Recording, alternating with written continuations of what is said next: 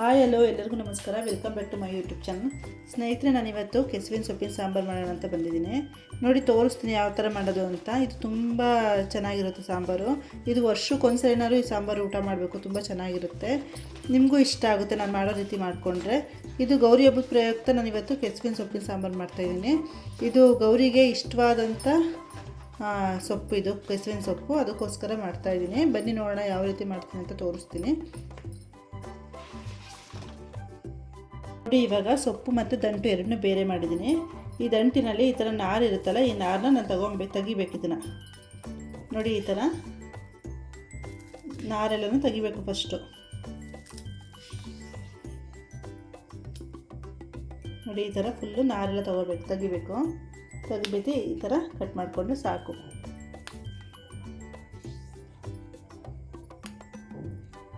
ನೋಡಿ, ಈ ಸೈಜಲ್ಲಿ ಕಟ್ ಮಾಡ್ಕೊಳ್ಳಿ ದಂಟು ಮಾತ್ರ.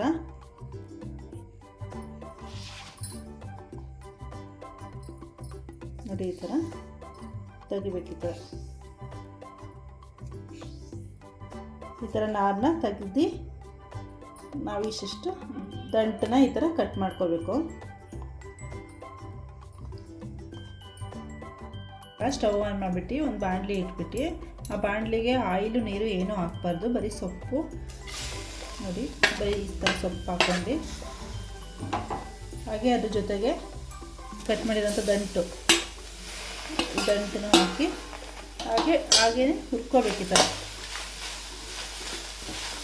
ಹಾಗೆ ಈ ಥರ ಹುರ್ಕೋಬೇಕು. ಬರೀ ಸುಂಡಿಸ್ಕೋಬೇಕು ಅಂತೀವಿ ನಮ್ಮ ಸೈಡೆಲ್ಲ. ಈ ಥರ ಹುರ್ಕೋಬೇಕು. ತುಂಬ ಚೆನ್ನಾಗಿ ನೀಟಾಗಿ ಬಿಸಿ ಮಾಡ್ಕೋಬೇಕು. ಇದರಲ್ಲಿ ಬಾಣಲಿಗೆ ತುಂಬ ಚೆನ್ನಾಗಿ ಸುಂಡಿಸ್ಕೋಬೇಕು, ಇಲ್ಲಾಂದರೆ ಬಾಯಿಗೆಲ್ಲ ಕಡಿತಾ ಬರುತ್ತೆ. ಹಂಗಾಗಿ ಈ ಥರ ನೀಟಾಗಿ ಸುಂಡಿಸ್ಕೋಬೇಕು ಚೆನ್ನಾಗಿ. ಬರೀ ತಪ್ಪಲಿಲೆ ಇಲ್ಲಾಂದರೆ ಬರೀ ಬಾಣಲಿಲೆ ಈ ಥರ ಸುಂಡಿಸ್ಕೋಬೇಕು. ಆಯಿಲು ನೀರು ಏನು ಹಾಕಬಾರ್ದು. ನೋಡಿ, ನಾನು ಮಾಡ್ತಾಯಿದ್ದೀನಲ್ಲ ಆ ರೀತಿಯೇ ಮಾಡಿ, ನಿಮಗೂ ಈಸಿಯಾಗಿ ಗೊತ್ತಾಗುತ್ತೆ. ಈ ವಿಡಿಯೋನ ಎಲ್ಲೂ ಸ್ಕಿಪ್ ಮಾಡಿದ್ರೆ ನೋಡಿ, ಪೂರ್ತಿಯಾಗಿ ನೋಡಿ, ನಿಮಗೆ ಗೊತ್ತಾಗುತ್ತೆ ನಾನು ಯಾವ ಮೆಥಡಲ್ಲಿ ಹೇಳ್ಕೊಡ್ತಿದ್ದೀನಿ ಅಂತ.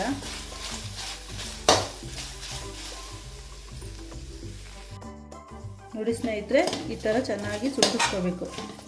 ಇನ್ನೂ ಚೆನ್ನಾಗಿ ಈ ಥರ ಸಾಫ್ಟ್ ಆಗಬೇಕು.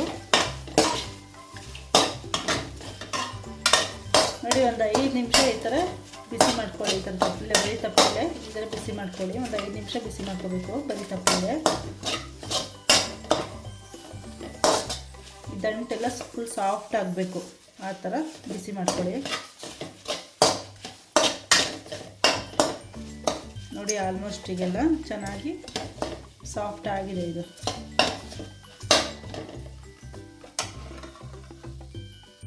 ನೋಡಿ ಸ್ನೇಹಿತರೆ, ನಾನು ಮಸಾಲೆ ರುಬ್ಬಕ್ಕೆ ರೆಡಿ ಮಾಡ್ಕೊಂಡಿದ್ದೀನಿ. ಒಂದು ಈರುಳ್ಳಿ ತೊಗೊಂಡಿದ್ದೀನಿ, ಕಟ್ ಮಾಡಿ ಇಟ್ಕೊಂಡಿದ್ದೀನಿ. ಹಾಗೆ ಒಂದು ಟೊಮೊಟೊನ ಕಟ್ ಮಾಡಿ ಇಟ್ಟಿದ್ದೀನಿ. ಒಂದು ಬೌಲಷ್ಟು ತೆಂಗಿನಕಾಯಿ ತುರಿನ ತುರಿದಿಟ್ಕೊಂಡಿದ್ದೀನಿ. ಹಾಗೆ ಒಂದು 2 ಸ್ಪೂನು ಸಾಂಬಾರು ಪುಡಿ, 1 ಸ್ಪೂನು ಖಾರ ಪುಡಿ ತೊಗೊಂಡಿದ್ದೀನಿ. ಇದು ಮನೆಯಲ್ಲೇ ಮಾಡಿರೋದು.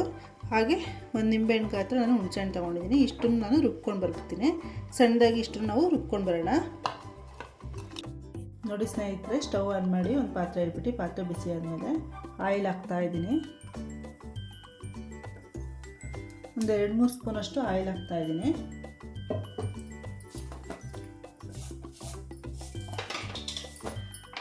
ಆಯಿಲ್ ಬಿಸಿ ಆದಮೇಲೆ 1 ಸ್ಪೂನಷ್ಟು ಸಾಸಿವೆ, ಹಾಗೆ 1 ಸ್ಪೂನು ಜೀರಿಗೆ ಎರಡು ಚಟಪಟ ಆದಮೇಲೆ ಸ್ವಲ್ಪ ಕರ್ಬೇವಿನ ಸೊಪ್ಪು ಹಾಕ್ತಾಯಿದ್ದೀನಿ. ಹಾಗೆ ಸ್ವಲ್ಪ ಬೆಳ್ಳುಳ್ಳಿ ಸೇರಿಸ್ತಾ ಇದ್ದೀನಿ.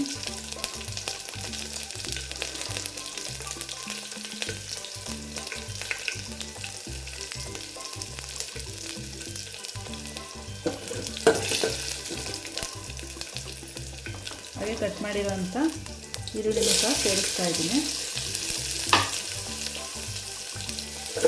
ಸ್ವಲ್ಪ ನೀಟಾಗಿ ಈ ಥರ ಫ್ರೈ ಆಗಬೇಕು. ಆಮೇಲೆ ಕಟ್ ಮಾಡಿರೋವಂಥ ಒಂದು ಟೊಮೊಟೊನ ಸೇರಿಸ್ತಾ ಇದ್ದೀನಿ. ಇದು ಅಷ್ಟೇ ನೀಟಾಗಿ ಸಾಫ್ಟ್ ಆಗಬೇಕು. ಈ ಥರ ಟೊಮೊಟೊ ಎಲ್ಲ ಫುಲ್ ಸಾಫ್ಟ್ ಆಗಲಿ. ಈ ಥರ ಆಮೇಲೆ ಸ್ವಲ್ಪ ರುಬ್ಬಿರೋವಂಥ ಖಾರನೂ ಸೇರಿಸ್ತಾ ಇದ್ದೀನಿ.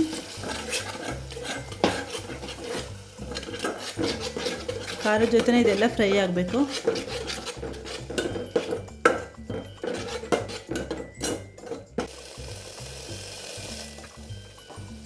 ಇವಾಗ ಕಟ್ ಮಾಡಿರೋವಂಥ ಆಲೂಗೆಡ್ಡೆನ ಸೇರಿಸ್ತಾ ಇದ್ದೀನಿ.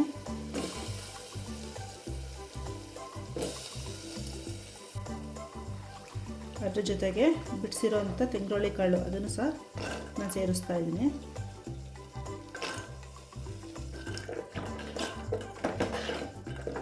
ನೋಡಿ, ಕಾಳು ಮತ್ತು ಆಲೂಗೆಡ್ಡೆ ಎಲ್ಲ ಸ್ವಲ್ಪ ಹೊತ್ತು ಫ್ರೈ ಆಗಬೇಕು.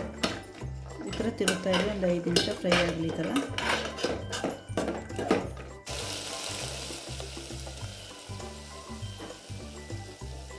ನೋಡಿ. ಇವಾಗ ನಾನು ಉಪ್ಪನ್ನು ತಪ್ಪಲಿ ಸುಂಡಿಸ್ಕೊಂಡಿದ್ನಲ್ಲ ಕೆಸುವಿನ ಸೊಪ್ಪು, ಅದನ್ನು ಸಹ ನಾನು ಇದಕ್ಕೆ ಸೇರಿಸ್ತಾ ಇದ್ದೀನಿ. ಇದು ಅಷ್ಟೇ ಆಯಿಲ್ ಜೊತೆ ಸ್ವಲ್ಪ ಹೊತ್ತು ಫ್ರೈ ಆಗಲಿ, ಒಂದು 5 ನಿಮಿಷ ಫ್ರೈ ಮಾಡ್ಕೋಬೇಕು.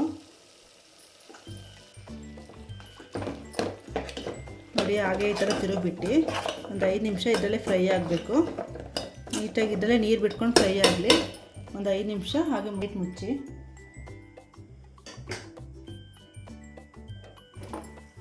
ನೋಡಿ ಸ್ನೇಹಿತರೆ, ನಾನಿವಾಗ ಪ್ಲೇಟ್ ಓಪನ್ ಮಾಡಿ ತೋರಿಸ್ತಾ ಇದ್ದೀನಿ. ನೋಡಿ, ಸ್ವಲ್ಪ ನೀರು ಥರ ಬಿಟ್ಕೋಬೇಕು. ಈ ಥರ ಚೆನ್ನಾಗಿದ್ದಲ್ಲೇ ಸ್ವಲ್ಪ ಹೊತ್ತು ಫ್ರೈ ಆದಮೇಲೆ ಇವಾಗ ರುಬ್ಬಿರೋ ಅಂಥ ಖಾರ ಸೇರಿಸ್ತಾ ಇದ್ದೀನಿ.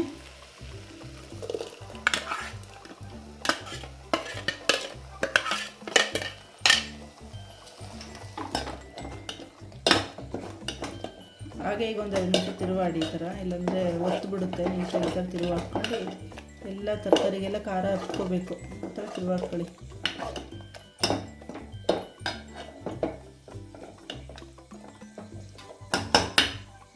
ಇವಾಗ ಸ್ವಲ್ಪ ನೀರು ಸೇರಿಸ್ತಾ ಇದ್ದೀನಿ.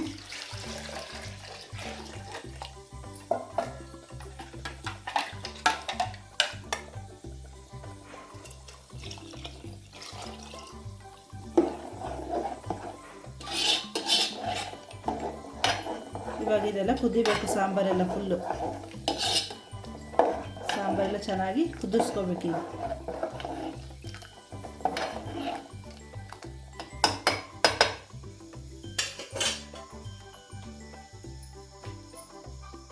ನೋಡಿ, ಸಾಂಬಾರಿಗೆ ಎಷ್ಟು ಬೇಕು ಅಂತ ನೀರು ಹಾಕ್ಕೊಳ್ಳಿ. ನೋಡಿ, ಈ ಥರ ಮಾಡಿದ್ರೆ ತುಂಬ ಚೆನ್ನಾಗಿರುತ್ತೆ ಸಾಂಬಾರು. ಮನೆಯಲ್ಲೆಲ್ಲ ಇಷ್ಟಪಟ್ಟು ತಿಂತಾರೆ. ಗೌರಿ ಹಬ್ಬಕ್ಕಂತೂ ತುಂಬ ಚೆನ್ನಾಗಿರುತ್ತೆ ಈ ಥರ ಸಾಂಬಾರು. ನೀವು ಒಂದ್ಸರಿ ಮನೇಲಿ ಟ್ರೈ ಮಾಡಿ ನೋಡಿ.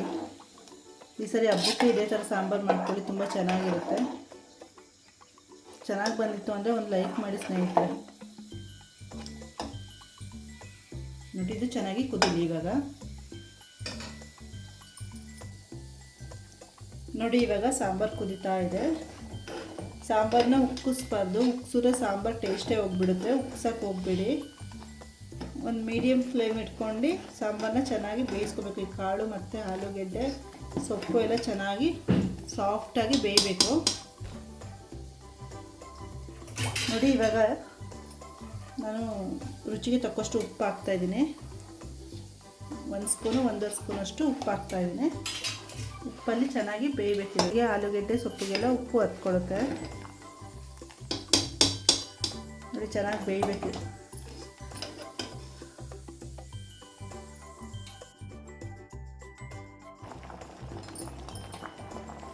ನೋಡಿ, ಈ ಥರ ಚೆನ್ನಾಗಿ ಕುದಿಸ್ಕೊಳ್ಳಿ ಸಾಂಬಾರನ್ನ. ದಿಂಡೆಲ್ಲ ಚೆನ್ನಾಗಿ ಬೇಯಬೇಕು. ಸಾಂಬಾರು ಈ ಥರ ಕುದಿಸ್ಕೊಳ್ಳಿ, ತುಂಬ ಚೆನ್ನಾಗಿರುತ್ತೆ ಸಾಂಬಾರು.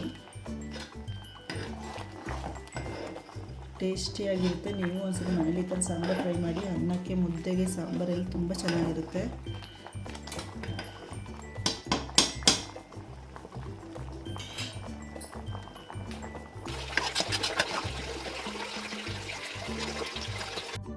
ನೋಡಿ ಸ್ನೇಹಿತರೆ, ಒಂದು ತಟ್ಟೆಗೆ ಒಂದು ಮುದ್ದೆ ಹಾಕ್ಬಿಟ್ಟು ಸಾಂಬಾರು ಹಾಕ್ಬಿಟ್ಟು ಸರ್ವ್ ಮಾಡಿ ತೋರಿಸ್ತಾ ಇದ್ದೀನಿ. ತುಂಬ ಚೆನ್ನಾಗಿ ಬಂದಿದೆ.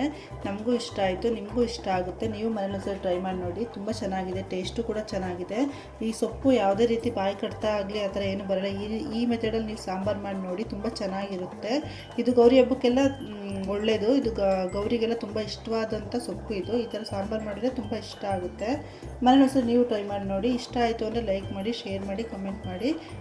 ಈ ವಿಡಿಯೋ ಪೂರ್ತಿಯಾಗಿ ನೋಡಿದ್ದಕ್ಕೆ ಎಲ್ಲರಿಗೂ ಧನ್ಯವಾದಗಳು ಸ್ನೇಹಿತರೆ.